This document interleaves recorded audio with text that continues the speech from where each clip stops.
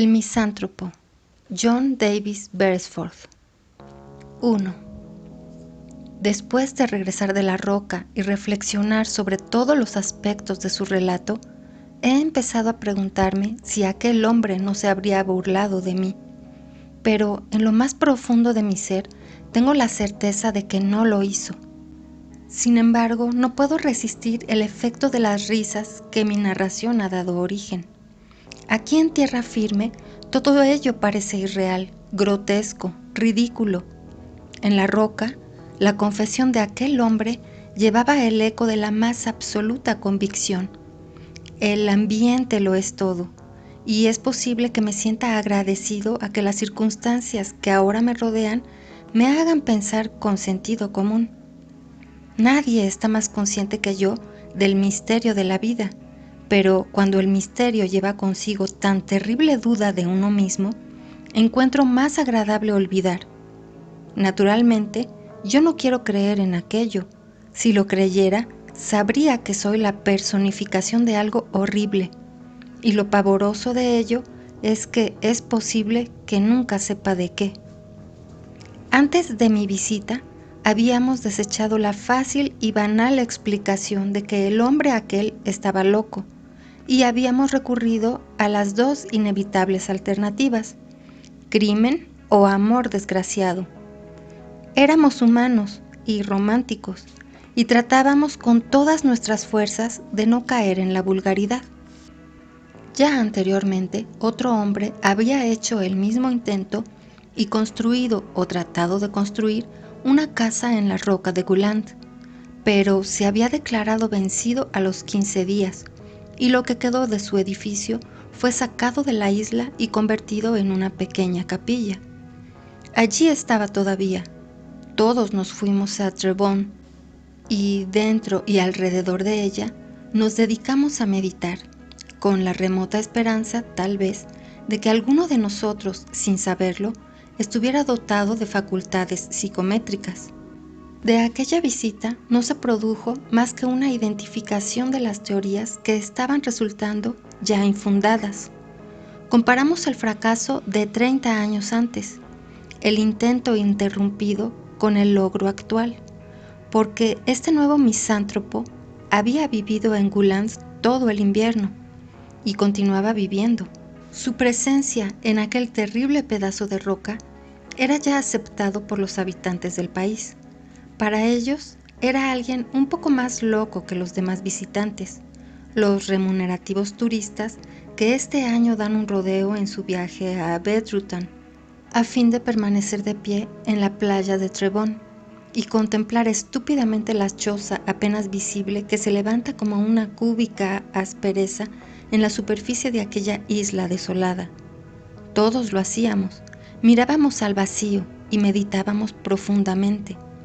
Una noche, sintiéndome espoleado por lo que entonces consideré la atracción de la aventura, me adelanté hasta el saliente de Gumber Head y distinguí una luz en aquella choza lejana, como una mancha de líquen dorado sobre un parásito. La noche era oscura y yo permanecía allí hasta que se extinguió la mancha amarilla, y lo único que logré divisar ocasionalmente a través de las tinieblas fue el dibujo curvilíneo de la espuma del mar cuando la luz del faro de Trebon rozaba la orilla desnuda de la negra roca de Guland. No me resultó difícil decidirme, pero mientras esperaba a que se hiciera la calma necesaria para permitir que un barco llevara provisiones a la isla, que se elevaba a 2 millas de distancia de tierra firme, sentí que me invadían las dudas y el nerviosismo, y lo sufrí solo, porque estaba resuelto a que nadie tuviera la más remota idea de mi aventura, hasta que hubiera regresado del viaje. Pensarían que me había ido de pesca, excusa a la que daría un aire de verosimilitud la llegada del barquero anunciando que la marea y el viento serían favorables hasta el día siguiente. Yo lo había sobornado y advertido que no hiciera la menor indicación a mis amigos sobre la meta de la excursión que me proponía hacer. Mi nerviosismo no disminuyó cuando nos aproximamos a la roca y distinguí la figura de carne y hueso de su único habitante, esperando nuestra arribada. Me sirvió de cierto consuelo la idea de que a la vista del bote, inesperadamente ocupado por un pasajero, habría tenido tiempo para prepararse, pero me estremecí ante la necesidad de abordarlo de un modo convencional si quería al mismo tiempo hacer mi presentación y excusarme por mi visita. Me parecía que unas palabras civilizadas serían por completo incapaces de expresar mis sentimientos y lo moverían a pensar, en cambio, que yo había ido allí guiado únicamente por la curiosidad. Me extrañé de que, como con tanta seguridad me había afirmado el barquero, no hubiera tenido antes otros visitantes. Mi perplejidad fue en aumento mientras nos acercábamos a la única entrada entre rocas puntiagudas que servían de minúsculo puerto en la media marea. Me sentí escudriñado por el hombre que nos esperaba ya al borde de las aguas.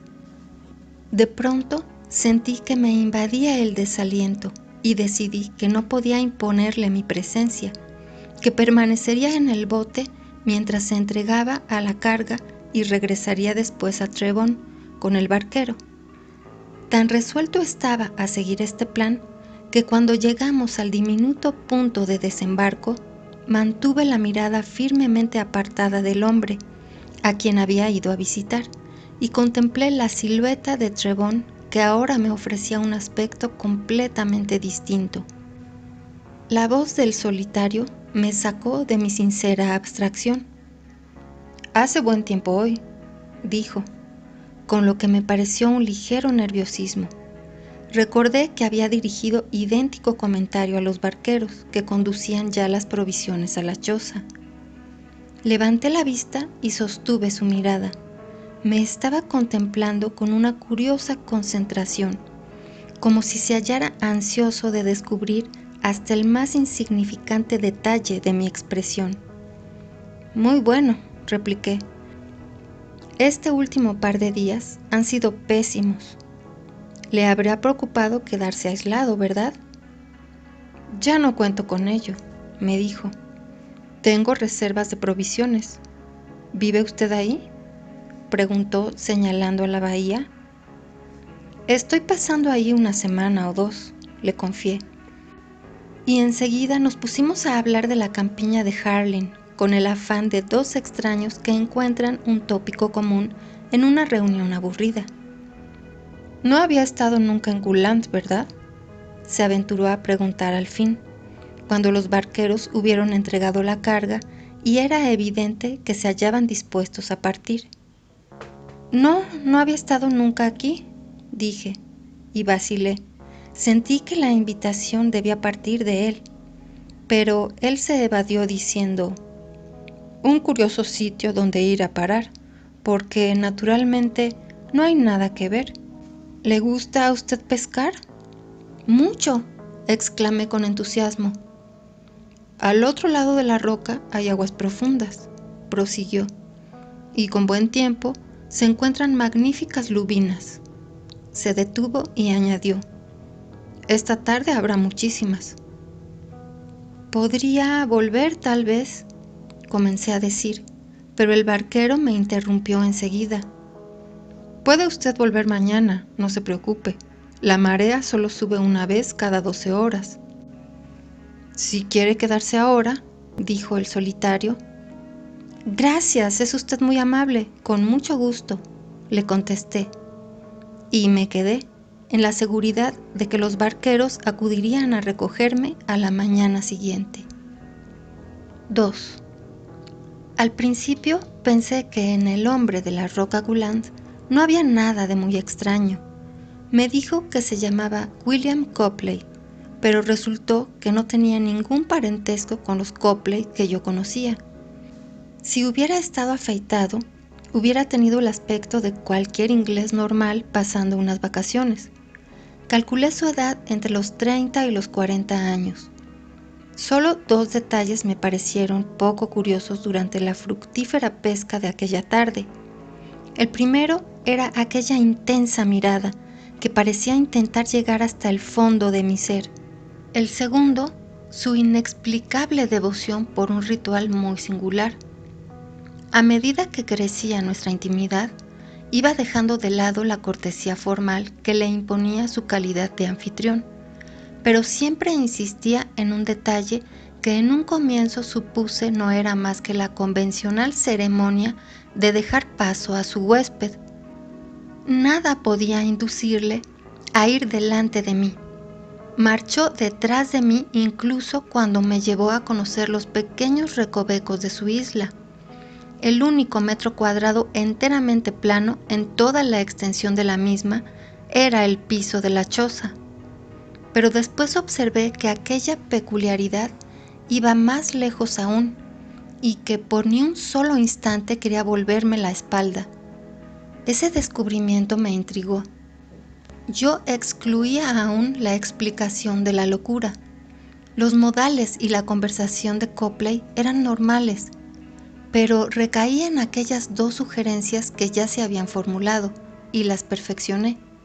Imposible evitar la inferencia de que este hombre de algún modo me temía, mas no acertaba a decidir si era un fugitivo de la justicia o de la venganza, quizá de una vendetta. Ambas teorías parecían explicar su mirada inquisitiva. Deduje que su deseo de sentirse acompañado se había vuelto tan fuerte que había resuelto afrontar el riesgo de que yo fuera un emisario enviado por alguna persona exquisitamente romántica, a mi modo de ver, que deseaba la muerte de Copley. Recordé algunas de las fantasías de los novelistas y me deleité con ellas. Me pregunté si podría hacer hablar a Copley convenciéndolo de mi inocencia. ¿Cómo me entusiasmaba aquella idea? Pero la explicación vino sin esfuerzo de mi parte. Me envió fuera de la cabaña mientras preparaba la cena, una cena excelente, dicho sea de paso. Enseguida comprendí sus motivos. No podía arreglárselas para cocinar y poner la mesa sin darme la espalda. Una cosa, sin embargo, me intrigó un poco. Tan pronto como salí, bajó la cortina de la pequeña ventana cuadrada. Naturalmente, yo no puse reparos. Bajé al borde del mar y esperé hasta que me llamó. Permaneció en la puerta de la choza hasta que llegué a unos pocos pies de distancia. Después retrocedió y tomó asiento de espaldas a la pared. Mientras cenábamos, hablamos de la pesca de la tarde, pero cuando encendimos la pipa, acabada la cena, dijo de pronto: «No veo por qué no he de decírselo». Como un necio, aprobé ansiosamente. ¿Me habría sido tan fácil disuadirlo? Todo empezó cuando yo era niño, continuó. Mi madre me encontró llorando en el jardín y yo solo pude decirle que Claude, mi hermano mayor, tenía un aspecto horrible. Durante varios días, en efecto, verlo me resultó intolerable, pero como yo era un niño perfectamente normal, esta pequeña manía no inquietó demasiado a mis padres. Creyeron que Claude me había hecho una mueca y me había asustado, pero al fin mi padre me dio una tunda. Esa paliza debió servirme de advertencia.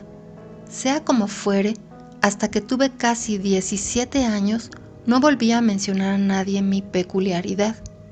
Estaba avergonzado de ella, desde luego, y en cierto modo aún lo estoy. Se interrumpió, bajó la vista, apartó el plato y cruzó los brazos sobre la mesa. Yo desfallecía por preguntarle algo, pero temía interrumpirlo. Después de vacilar un instante, levantó la cabeza y clavó en mí su mirada, pero desprovista ya de aquella expresión inquisitiva. Más bien parecía buscar comprensión. Se lo dije al rector de mi escuela, prosiguió. Era un hombre excelente y se mostró muy comprensivo. Tomó en serio todo lo que le conté y me aconsejó que consultara a un oculista. Fui en las vacaciones con mi padre. Ahora le había dado una explicación más razonable de mi problema. Me llevó al mejor oculista de Londres. El oculista demostró un interés enorme y ello prueba que debe haber algo de cierto en todo esto. No puede ser simple imaginación, porque realmente me encontró un defecto en la vista, algo enteramente nuevo según él, una nueva forma de astigmatismo, pero desde luego me indicó que ninguna clase de lentes podría serme útil. Pero, ¿cómo? Interrumpí, incapaz ya de contener mi curiosidad. Copley vaciló y bajó los ojos. El astigmatismo, como usted sabe, dijo, es un defecto visual que hace que las imágenes de los ejes que poseen cierta dirección se vean borrosamente, mientras que las de ejes perpendiculares a los anteriores se ven con nitidez. En mi caso ocurre que mi vista es perfectamente normal, salvo cuando miro a alguien por encima del hombro. Alzó la cabeza con expresión casi patética. Advertí su esperanza de que yo comprendiera sin nuevas explicaciones, pero no pude ocultar mi desconcierto. ¿Qué relación existía entre ese insignificante defecto visual y la reclusión de Copley en la roca de Gulland? Expresé mi perplejidad con un fruncimiento de cejas. Pero no comprendo, dije. Él vació su pipa y empezó a raspar el hornillo con su cortaplumas. Mi astigmatismo es también moral, dijo. O por lo menos me da cierta clase de penetración moral. Me parece inevitable darle ese nombre. En algunos casos he demostrado, bajó la voz, al parecer estaba absorto en la operación de limpiar su pipa, que miraba fijamente. Normalmente, comprende usted, cuando miro a las personas frente a frente, las veo como todos los demás. Pero cuando las miro por encima del hombro, entonces veo todos sus vicios y defectos. Sus rostros permanecen en cierto sentido iguales, es decir, perfectamente reconocibles, pero deformados, bestiales. Ahí tiene, por ejemplo, el caso de mi hermano Claude. Era un muchacho de agradable aspecto, pero cuando yo lo miré de esa manera, tenía una nariz como un loro, parecía al mismo tiempo débil y voraz y vicioso. Se interrumpió estremeciéndose lentamente y después prosiguió. Ahora sabemos que era así. Acaba de cometer un desfalco en la bolsa, una vulgar estafa. Después fue Denison, el rector de mi escuela, un hombre tan decente en apariencia. Nunca le miré de ese modo hasta que terminó mi último año de estudios. Yo me había acostumbrado con más o menos dificultad a no mirar nunca por encima del hombro, ¿comprende usted? Pero a menudo caía en la trampa, y este fue uno de esos casos. Yo estaba en el equipo de fútbol de la escuela, que aquel día jugaba contra Old Boys. En el momento de entrar a la cancha, Denison me gritó, «¡Buena suerte, muchacho!», y yo me olvidé y lo miré por encima del hombro. Yo esperé con la respiración contenida y al ver que no continuaba le dije, ¿también él? Copley asintió. Era débil el pobre diablo, no había nada de malo en sus ojos, pero estaban en pugna con su boca. No sé si usted me entiende. 4 años más tarde se había producido un terrible escándalo en la escuela. Si no hubieran echado tierra a cierto asunto, Denison se vio obligado a salir del país. Después, si quiere usted más ejemplos, estaba el oculista, un hombre atlético, espléndido. Desde luego me pidió que lo mirara por encima del hombro para ponerme a prueba. Me preguntó qué veía. Yo se lo dije con bastante aproximación. Por un instante se puso pálido. Era un sensual, ¿sabe usted? y yo lo vi como un cerdo viejo y repugnante. Se hizo una larga pausa y prosiguió.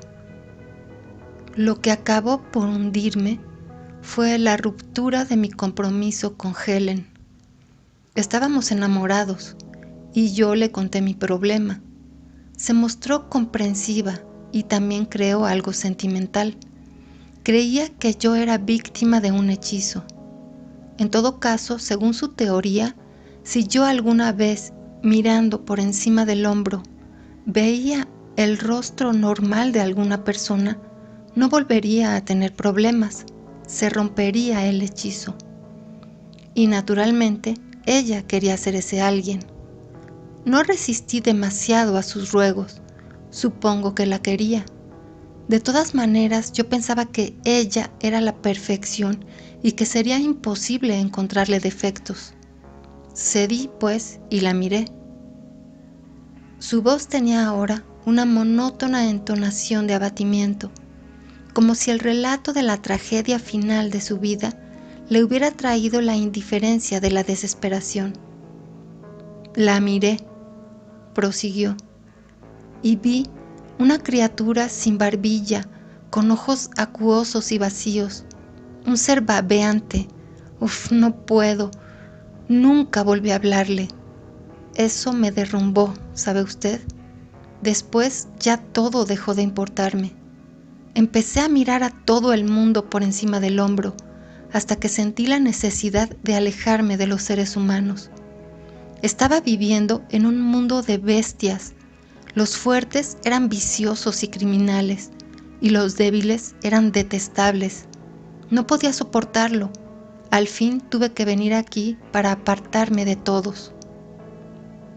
En aquel momento se me ocurrió una idea. ¿Alguna vez se ha mirado al espejo?, le pregunté. Asintió con la cabeza. No soy mejor que los demás, dijo.